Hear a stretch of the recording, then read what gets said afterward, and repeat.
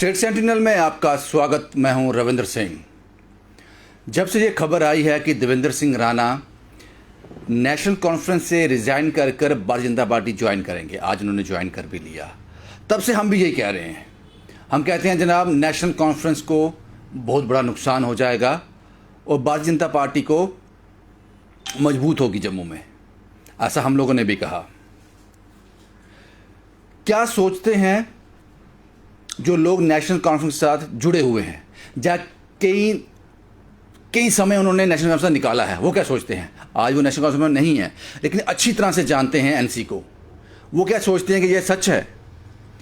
राणा साहब के इस मूव को वो किस तरह से देखते हैं? क्योंकि पिछले 3-4 दिन से हम इस बात को समझने की कोशिश कर रहे हैं, आखिर ये मूव क्यों हुआ, ये फैसले क्यों लेने पड़े। 22 से 26 साल के बीच उन्होंने सियासत की, एनसी का हिस्सा रहे, फिर आखिरकार ऐसा क्या? शायद यही काम है हमारा, यही काम है। हमारे साथ हैं Taranjeet Singh Tony, DDC member हैं सुचेतगढ़ से। इनके पास आने का मकसद है, नेशनल कॉन्फ्रेंस का हिस्सा भी रह चुके हैं, बड़े इंपॉर्टेंट एसेट थे ये नेशनल कॉन्फ्रेंस के लिए, और आज भी अपने बलबूते पर इन्होंने डीडीसी मेंबर की सीट निकाली थी। वो क्या घटनाक्रम था वो आप पता है आपको, किस तरह से इन्होंने जीत हासिल की थी। तरनजीत जी, आपका बहुत बहुत स्वागत। शुक्रिया जी। एक बड़ी डेवलपमेंट सियासी गलियारे में, एक बड़ी डेवलपमेंट, ये अभी भी यकीन करना मुश्किल है कि देवेंद्र राणा नेशनल कॉन्फ्रेंस को छोड़कर भारतीय जनता पार्टी उन्होंने ज्वाइन कर दी। दोनों की आइडियोलॉजी बिल्कुल डिफरेंट है। क्या लगता है आपको कि उनके जाने से एनसी कमजोर होगी? वक्ती तौर पे लोगों को लग रहा है कि ये बहुत बड़ा झटका है, पर मैं समझता हूं कि नेशनल कॉन्फ्रेंस मजबूत होगी इनके जाने के बाद। ये मेरी बात आप बड़े अंडरलाइन करके देखना, मजबूत होगी। वो कैसे कह सकते हैं आप? देखिए, मैं नेशनल कॉन्फ्रेंस का हिस्सा रहा हूं।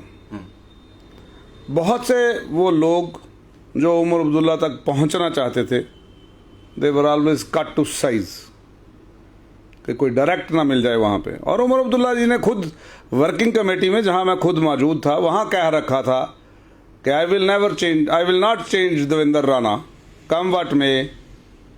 इतना अनफ्लिंचिंग फेथ था उनको इसके ऊपर, देवेंद्र राणा के ऊपर। एंड वहीं मेरे दिल में ख्याल आया कि टाइम विल टेल कि what happens next, nobody can say about that. But लेकिन मुझे उस वक्त भी लगा कि एक दिन वक्त आएगा, उमर अब्दुल्ला को ये वक्त गलत साबित करेगा। और उन्होंने बोला, ये मेरा एक सिंगल विंडो सिस्टम है मेरे पास आने के लिए। ये वर्किंग कमेटी की मीटिंग थी और बड़े गुस्से में थे, और कुछ लोगों ने उनके खिलाफ एतराज़ उठाए थे, तो उसके बरक्स, उसके रिस्पांस में उन्होंने ये बोला था। तो मैं समझता हूं कि हर आदमी को इख्तियार है अपना अपना फैसला लेने का, लेकिन अगर उठा के देखी जाए हिस्ट्री, तो जनाब एक आम आदमी को पहले J&K बैंक का डायरेक्टर बनाना, फिर वहाँ से MLC बनाना, फिर एडवाइज़र बनाना, फिर MLA बनाना, और फिर प्रोविंशियल प्रेसिडेंट बनाना, ये कोई छोटी बात नहीं थी। नेशनल कॉन्फ्रेंस में बहुत लोग थे, लेकिन चलो, चूंकि मैंने आपको ये अपना, मेरा व्यू पॉइंट है, मैं गलत भी हो सकता हूँ, लेकिन मुझे लगता है कि आज लोगों को और नेशनल कॉन्फ्रेंस की लीडरशिप की भी आंखें खुल चुकी होंगी कि एक ही ये आप कोई जनाब, मैं उमर अब्दुल्ला साहब से मुखातिब हूँ कि जनाब ये कोई बिजनेस एस्टेब्लिशमेंट नहीं है, ये कोई कंपनी नहीं थी जिसकी सिंगल विंडो सिस्टम रखा जाता। आप तक सच्चाई कभी पहुंची ही नहीं ग्रास रूट लेवल की। When you keep a single window system, then you are 1000 mile away from the actual ground reality. आपके पास, आप उनके नजदीक ही नहीं गए कभी वर्कर्स के। डायरेक्ट कांटेक्ट क्यों ना हो लीडरशिप का लोगों के साथ। वाय मेरे बीच में कोई बंदा आए तो फिर मैं उसके बाद मेरी बात मेरी बात मुझे तसल्ली होती है वर्कर को उमर अब्दुल्ला या फारूक अब्दुल्ला से बात करके, तो वो देवेंद्र राणा से बात करके, या फॉर दैट मैटर कोई भी प्रोविंशियल प्रेसिडेंट हो उससे बात करके उसकी तसल्ली नहीं होगी जो उनको लीडरशिप से मिलेगी। मैं पूछना चाहता हूं कितने डिस्ट्रिक्ट प्रेसिडेंट हैं जिनकी डायरेक्ट बात है उमर अब्दुल्ला के साथ? मैं काउंट कर दूंगा तो नंबर, जम्मू में कोई का नंबर ही नहीं आएगा, एक दो। ये चीजें थी जिसने नेशनल कॉन्फ्रेंस को कमजोर किया वक्त के साथ। स्टेटमेंट आप जितनी मर्जी बड़ी दे लो, ये वक्त बताएगा नेशनल कॉन्फ्रेंस मजबूत। और आज भी मैं कहता हूं, मैं नेशनल कॉन्फ्रेंस छोड़ चुका हूं 4 साल से, 2016 में छोड़ी थी। मैं इंडिपेंडेंट हैसियत से जीता हूं, लेकिन मैं आज बता रहा हूं सिंगल लार्जेस्ट पार्टी के रूप में उभर के आएगी नेशनल कॉन्फ्रेंस। आज कह रहा हूं, मैं नेशनल कॉन्फ्रेंस में हूं नहीं, लेकिन मैं लोगों की पल्स फील कर सकता हूं। मेरा तजर्बा है। हाँ, ये कुछ लोग हमारे से पहले मंत्री बन गए होंगे, कुछ लोग हमारे से पहले किसी ओहदों पे चले गए होंगे, लेकिन मैं छात्र राजनीति से निकला हूं। मैं ग्रास रूट से जुड़ा हुआ व्यक्ति हूँ, किसानों का नेता हूँ मैं। बिल्कुल जो जीरो लाइन पे, जहाँ जैसे आप बोलते हैं ना जीरो लाइन पे हूँ, मैं जीरो लाइन पे हूँ। टोनी साहब, आप ये कह रहे हैं कि देवेंद्र सिंह राणा एक दीवार थे प्राइम लीडरशिप और वर्कर के बीच में। बिल्कुल थे। क्या उसका शिकार आप भी हुए? जी, हमारे बारे में ऐसा झूठ कह दिया गया उमर अब्दुल्ला को जो कतई सच नहीं था। और जब मैंने सोचा कि लीडरशिप का विश्वास ही मुझ पर नहीं है, तो फिर टोनी सिंह नेशनल कॉन्फ्रेंस में रहना बेकार है। जिसका मैं सिपाही हूं, अगर उसी को विश्वास नहीं है तो फिर मेरा रहना बेकार है। तो मैंने किसी को, मैं आज भी मैं किसी के खिलाफ नहीं हूं। मैंने एक सल्यूट किया, मैंने कहा ठीक है जी, एक वक्त आएगा कभी सच दिखाएगा कभी। तो कहते हैं ना सच मरता नहीं है, तो किसी दिन कोई आएगा, किसी दिन होंगे रूबरू, तो बात भी करेंगे उमर साहब से कि आज बताइए, आपने नेचुरल प्रिंसिपल ऑफ जस्टिस भी ये कहता है जनाब कि you can not punish a man without hearing him. तो लेकिन आपने बिना सुने ही हमें सजा दी थी, तो हम भी चुप रहे कि वो गुरबानी में तो बहुत कुछ लिखा है, आपको समझ नहीं आएगा, लेकिन मैं कुरान की बात करता हूँ कि इन्नल्लाहु मा साबरीन कहा गया है उस पाक किताब में कि खुदा सब्र करने वालों के साथ है। तो हमने सब्र किया, हमने कहा चलो ठीक है, वक्त आएगा देखेंगे। आपको लगता है कि जो आपने मुझे कहा उसका निष्कर्ष ये है कि देवेंद्र सिंह राणा के एमसी छोड़ने के बाद जो ग्राउंड का वर्कर है वो खुश है, क्योंकि उसको लगता है कि अब मैं डायरेक्ट कनेक्ट कर पाऊंगा प्राइम लीडरशिप से? हाँ, अब ये देख रहे हैं कि लीडरशिप को एहसास हो गया है कि ये नहीं हो गया है। अगर उनको एहसास हो गया है, अभी एहसास नहीं हुआ होगा। मुझे मैं हूं नहीं ना उसमें, वो जो लोग हैं उनको पता चलेगा कि लीडरशिप को इस बात का एहसास हुआ है कि नहीं हुआ है। अगर वो जम्मू को उसी तरह लाइटली लेंगे जैसे वो पहले लेते थे कि किसी एक के जिम्मे छोड़ रखी थी, तो जनाब फिर वही हाल रहेगा। लेकिन अगर वो नेशनल कॉन्फ्रेंस को उस पायदान पे लेके जाना चाहते हैं जहां कभी शेख मोहम्मद अब्दुल्ला ने लेके गए थे, जहां उन्होंने यहाँ पे या फारूक साहब लेके गए थे, तो मैं समझता हूं उसमें बड़ी कड़ी मेहनत की ज़रूरत है। लेकिन आज आपको मौका मिला है कि वो सिंगल विंडो टूटी है और वो दीवार टूटी है जो वर्कर और लीडरशिप के बीच में थी।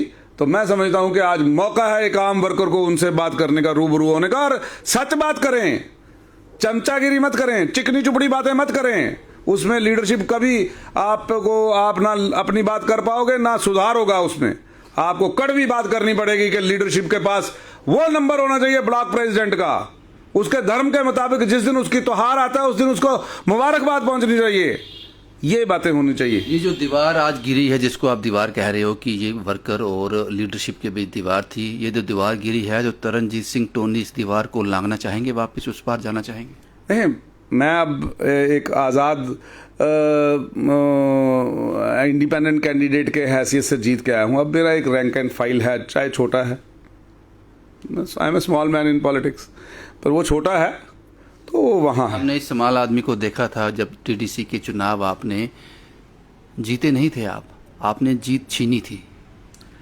तो आप अपने आप मैं जीत गया था, मेरी जीत छीनने की कोशिश कर रहे थे जिसको मैंने बचाया था।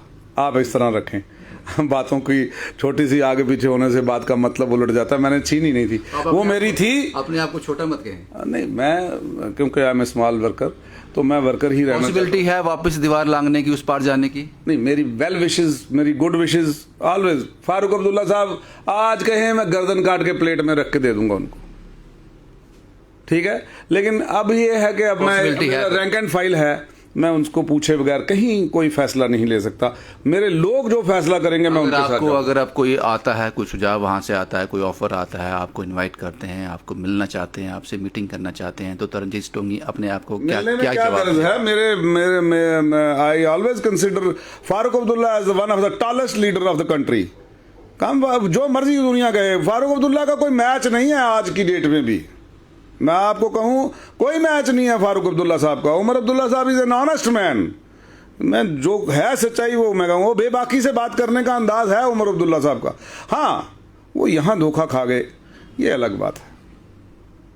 धोखा खा गए क्यों नहीं खाया? खाया आज आपको लगता है जनाब, जिनको जिसके ऊपर इतना अनफ्लिंचिंग फेथ, पूरा जम्मू सूबा उनके हवाले कर दिया, और जिनके ऊपर जिनको क्या नहीं दिया पार्टी ने, कितनी वे power. I doubt that in rest of his life I wish well for Devendra Rana ji, Surjit Singh Slathia ji जो गए हैं, लेकिन आई डाउट के वो इतनी पावर एंजॉय कर पाएंगे दोबारा जितनी उमर अब्दुल्ला के राज में कर ली। पहली बात तो आपको ये बता दूं कि ये जिसमें गए हैं, बीजेपी की सरकार ही नहीं आएगी इस रियासत के अंदर, दावे के साथ कहता हूं। यहां सरकार आए, वो जनाब महंगाई 110 रुपया लीटर तेल और 100 रुपया लीटर डीजल और सारी चीजें महंगाइयों में, तो फिर क्या आप हिंदू मुस्लिम करना यही रह गया ना, और तो कोई है नहीं ना बीजेपी के पास बेचने के लिए। -24 जीडीपी पे काम कर रहे हो आप बांग्लादेश से गरीब हो जनाब।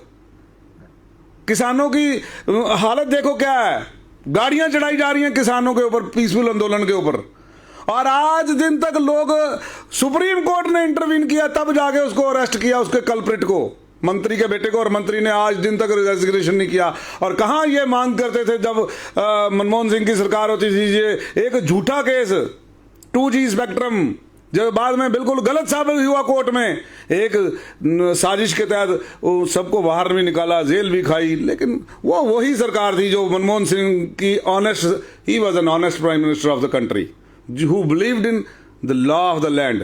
तो वो हुआ। उसके बाद मुझे लगता है, हाँ, for that matter even Atal Bihari Vajpayee, अच्छी सरकार चलाई उन्होंने, लेकिन आज की डेट में लॉ ऑफ द लैंड नहीं एग्जिस्ट कर रहा है। मंत्री का बेटा है तो उसको चाय परोसी जा रही है, एक वाइट बंदा, वो पूरा जैसे शोफर ड्रिवन गाड़ी के लिए सफेद कपड़े पहने, पूरी वो जा रहा है, चाय हो रही है, सब कुछ हो रहा है, डीजी उसकी वकालत करने पे तुले हुए हैं, तो क्या इंसाफ होगा? सर, टोनी साहब आपसे समझना चाहेंगे आप, क्योंकि आप, मैंने पहले ही कहा कि आप बेबाकी से बात करते हो, डर थोड़ा कम ही डरते हो आप। ये 22 से 26 साल का, वैसे मुझे उन्होंने 22 साल बोला था राणा साहब ने, फिर बाद में उन्होंने 26 साल भी बोला कि 26 साल में सियासत में हूं। क्या लगता है आपको कारण क्या रहे होंगे? क्योंकि उन्होंने लास्ट टाइम तक कारण नहीं बताए। उन्होंने कहा कि नेशनल कॉन्फ्रेंस की जो लीडरशिप है उनके साथ मेरी कोई अनबन नहीं है, मैं सिर्फ जम्मू के हित के लिए कुर्बानी देने जा रहा हूं। आप भी एक लंबे समय से एनसी में रहे हो, सियासत में रहे हो, समझते हो उन सब चीज़ों को। क्या लगता है आपको क्या कारण रहे होंगे? ये तो वही जाने, या उमर अब्दुल्ला साहब जानते होंगे, फारूक अब्दुल्ला साहब जानते होंगे, मैं तो उस कन्वर्सेशन में था नहीं। अलबत्ता ये गए थे दिल्ली से उनको मिलने के लिए, श्रीनगर में मिल के भी आए, तो ये वो जानते होंगे भाई क्या कारण रहे होंगे। अब इसके बारे में दिस इज़ वेरी पर्सनल, तो he must be knowing, Devendra Rana must be knowing कि उनके पर्सनल कारण क्या हैं, लेकिन मुझे नहीं। जम्मू के हित में कौन सी बात है जनाब? ये क्या हो गया जम्मू को जो इनके हित की बात आज याद आई? फिर पहले क्यों नहीं याद आ गई? मुझे sorry, I beg to differ very strongly. कौन से जम्मू को क्या हो गया? इनके आने से कौन सा जम्मू बचा लिया इन्होंने? या क्या हो जाएगा? वो जनाब, जब मैं एक बात समझता हूं, देखो एक नारा दिया था मोदी जी ने, बड़ा खूबसूरत नारा था, और उस नारे पे दुनिया मरी। वो था सबका साथ और सबका विकास। मैंने मोदी जी का वो नारा क्योंकि मैं उस पार्टी में नहीं हूं, तो मैंने समझ लो कि वो चोरी किया, क्योंकि चोरी किया कि मैंने उसकी नकल की। मैंने कहा यार इतनी बड़े बंदे ने बात करी है, कुछ ना कुछ तो इसमें होगा। मैंने अपनी वर्किंग को एनालाइज किया कि मेरे सबका साथ और सबका विकास में कौन कौन लोग हैं जो मिस हो रहे हैं, कौन कौन सी बरादरियां मिस हो रही हैं, कौन कौन सा सेगमेंट में ऑफ द सोसाइटी मिस हो रही है। जो मैंने अंडरस्टैंड किया, उसमें देखा मेरी काफ़ी खामियां निकली मेरी तरफ, तो मैंने उसको वर्किंग करनी शुरू करी और मैं जीत पाया। मैं समझता हूं कि ये नारा किसी भी एक पार्टी के साथ संबंधित नहीं हो सकता। हर उस आदमी को जिसने इस शोबे में आना है वो उस नारे को लेके आज जिंदगी में आगे बढ़ सकता है। और मैंने तो उसी तरह समझा। आप समझ लें कि मेरा हाल एकलव्य जैसा है कि मेरे को तो उन्होंने अपनाया, ना मैं उस पार्टी में हूँ ना वो मेरे गुरु बन, लेकिन ये है कि मैंने ये बात देखी, मैंने मोदी जी की उस बात से मैं कायल हुआ और मैंने वो लागू किए अपने फील्ड में और मैं जीत गया। हाँ, लेकिन जहाँ तक आज तक उनकी पॉलिसीज़ की बात है, पॉलिसीज़ आज की डेट में जो हैं, चाहे वो किसानों की ले लें, चाहे नौजवानों की ले लें, चाहे जीडीपी ले लें, चाहे आप किसी फोर्ड यहाँ से जा चुका है, शेवरले जा चुकी है, कौन सी कंट्री बाहर से इन्वेस्टमेंट कौन सी रही है, जाने वाली मैंने बता दिया आपको, 2 मेजर कंपनियां चली गई। उनको रोकने के लिए सरकार ने क्या किया, क्यों? और टैक्स पे टैक्स डाले जा रहे हैं, गरीब आदमी की जान निकली जा रही है। और आप मुझे बता रहे हो, आप कह रहे हो कि जम्मू के हित में कौन सी बात की? आज बीजेपी छोड़ना जो है जम्मू के हित की बात है, आज बीजेपी छोड़ना जो है देश के हित की बात है, आज बीजेपी ज्वाइन करना थोड़ी है जम्मू के हित की बात। जनाब मुझे बताओ, 25 लोग बने थे। एक बात मैं मानता हूं, क्या मोदी सरकार जितनी दमदार सरकार है कोई जो इमीडिएटली डिसीजन, गलत या सही है बात की बात है, लेकिन ले सकती थी वो। ये 25 लोग इकट्ठे हो गए, क्यों नहीं गए मोदी साहब के पास? जनाब ये हमारी जो तभी के पास जो आपने लेख बनानी है, इसको बनाओ, डेवलपमेंट प्रोग्राम में लाओ, एक लेख बनाओ। 1 लाख दुकान बनती है, उसके 50,000 दुकानें बन जाती है, 1 लाख दुकान बनती है, उसकी पैराफरी पे वो वहां तक जानी है, नगरोटा के पुल तक जानी है, वो ये जो झील, ठीक है। और उसके साइड में पूरा ये कह रहे थे कि भाई दुकानें बनेंगी दोनों साइड में, तो आप देखो ना कितनी बनी। तो ये इन लोगों ने क्या किया, ये 25 लोग इकट्ठे होकर सरकार में बैठे और फिर जिस महबूबा मुफ्ती को गाली निकाल रहे हैं वो बुआ बन गई, उसके साथ बैठ के तो ये चाय पीते थे, सवेर शाम होती थी। और फिर उसके बाद इन्होंने ट्रांसफर की इंडस्ट्री चलाई, उसके बाद कुछ नहीं किया। किसी ने तालाब घेरा तो कुछ पेट्रोल पंप लगा लिया, किसी ने जमीन घेरी तो मकान बना लिए। किया क्या? आज आर्मी कह रही है ये इलीगल है, अपनी पार्टी कह रही है इलीगल है, कोई किसी की जमीन कहीं निकल रही है, किसी की कहीं निकल रही है। क्यों? आप किसकी बात कर रहे हो? बहुत सारे लोगों की जो नेशनल जो बीजेपी में थे। समझ तो आ रही है लेकिन नाम बता। हाँ, तो मैं कह रहा हूं ना, इशारा समझदार को इशारा काफी है। मैं कह रहा हूं क्यों हुआ ऐसा, इतना गाना गाया, इतना गीत गाया, हम जम्मू के साथ इंसाफ करेंगे। क्या इंसाफ किया जम्मू के साथ? कहा कि ये 370 टूट जाएगी, नौकरियां ही नौकरियां आ जाएंगी। कौन सी नौकरियां आ गई? और आज कौन सा हित जाग गया जम्मू का जो देवेंद्र राणा जी बताने निकले हैं? कौन सा हित बचा पाएंगे जम्मू में? बताएं ना मुझे। मेरा सवाल यही था, आपने जवाब दे दिया। मेरा सवाल ये था कि नेशनल कॉन्फ्रेंस में एनसी में वापसी की पॉसिबिलिटियां शायद कम ही हों, लेकिन दरवाजे जो हैं वो खुल सकते हैं। लेकिन बीजेपी का जवाब आपने दे दिया। मैं यही पूछने वाला था कि बीजेपी भी ज्वाइन कर सकती है, क्योंकि कुछ पता नहीं है सियासत में। राणा साहब के बारे में सोचा नहीं था, हो गया, तो इसलिए सवाल मेरा आगे। बीजेपी कोई पॉलिसी ऐसी लेके नहीं ना आई जम्मू के हक की बात ना। अभी तक मैं I am yet to see the light at the end of the tunnel कि भाई कोई ना कोई चीज ऐसी नजर आई है जम्मू के हित में। बताएं ना मुझे। आज जम्मू में कोई कमेटी आती है श्रीनगर से, वो पहले श्रीनगर जाके बैठती है और जम्मू वालों को पूरे पहले हम सबको लेके जाना था जितने डीडीसी मेंबर थे। बाद में देखा यार इन जब को श्रीनगर में लाएंगे रखेंगे कहाँ, वो प्रॉब्लम पड़ जाएगी, खर्चा बढ़ जाएगा। फिर बोला नहीं जी ये सिर्फ 5-5 बंदे आएंगे हर डिस्ट्रिक्ट से, तो वो जाएंगे वहां पे मिलेंगे कमेटियों को। तो कमेटी जम्मू क्यों नहीं आई? पार्लियामेंट्री कमेटी वो जम्मू में आके क्यों नहीं बैठी? ये है बीजेपी की नजर में जम्मू की कीमत। फिर आप बोलते हो जम्मू के हक के लिए। कौन सा हक जम्मू का मारा जा रहा था जनाब? जो हक मारा है इस वक्त वो बीजेपी ने मारा है, उनका जम्मू का हक मारा है। मुझे बताएं ना, हमारी नौकरियों का हिसाब ब्लॉक वाइज क्यों नहीं कर देते? आप मुझे बताएं, आपने महाराजा के टाइम पे जनाब आपने देखा कि जनाब एक आपको असेंबली छोटी लगी, असेंबली बड़ी कर दी, कोर्ट छोटे लगे, कोर्ट बड़े कर दिए, आपको डीवकॉम का ऑफिस छोटा लगा, वो बड़ा कर दिया। आपने जो महाराणा रणवीर सिंह ने नहर निकाली थी उसकी नाली बन के रह गई, वो किसी को दिखाई नहीं दे रही। और इनके जितने मिनिस्टर आए उनके सबके सामने बोला इनको मालूम है, लेकिन किसी ने आज तक पहल नहीं की। एब्सोल्युटली सर, मेरा सवाल अब ये है, अब मैं वीडियो बहुत लंबा हो जाएगा, मेरा सवाल ये है, ये तो आपने कह दिया कि बीजेपी में आप नहीं, वो आपको आपने आपकी बातों से लग गया मुझे। आपने ये भी कहा कि फारूक साहब की तारीफ़ की, आपने कहा कि मैं उनकी रिस्पेक्ट करता हूँ, उमर साहब की तारीफ़ की, और आपने ये भी कहा कि नेशनल कॉन्फ्रेंस जो आने वाले चुनाव होंगे उसमें लार्जेस्ट पार्टी के रूप में सामने आएगी। एक बड़ा ईमानदारी से जवाब चाहूँगा, क्या चांसेस हैं नेशनल कॉन्फ्रेंस में वापस जाने के? अभी तक तो कोई ऐसा चांस नहीं है, पॉसिबिलिटी है नहीं। मैं जैसे जैसे आपने अगर अभी आपने बात की, जब ये जैसे आपने ये बात की, मैं वैसे कहूंगा कि गुलाम नबी आज़ाद का कौन सा कद छोटा है?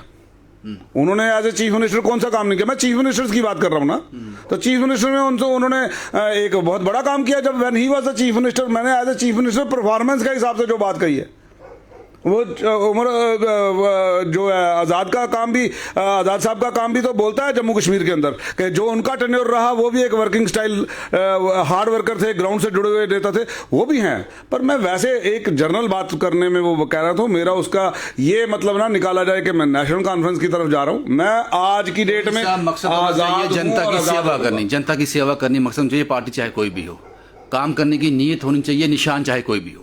ये मैंने आज रिपोर्ट में भी कहा था, निशान मैटर नहीं करता, नीयत मैटर करती है कि आप लोगों का भला कर सकते हो या नहीं कर सकते हो। तो फिर तो देवेंद्र सिंह राणा नेशनल कॉन्फ्रेंस में भी कर सकते थे भला, उससे ज्यादा भला कहां करना था?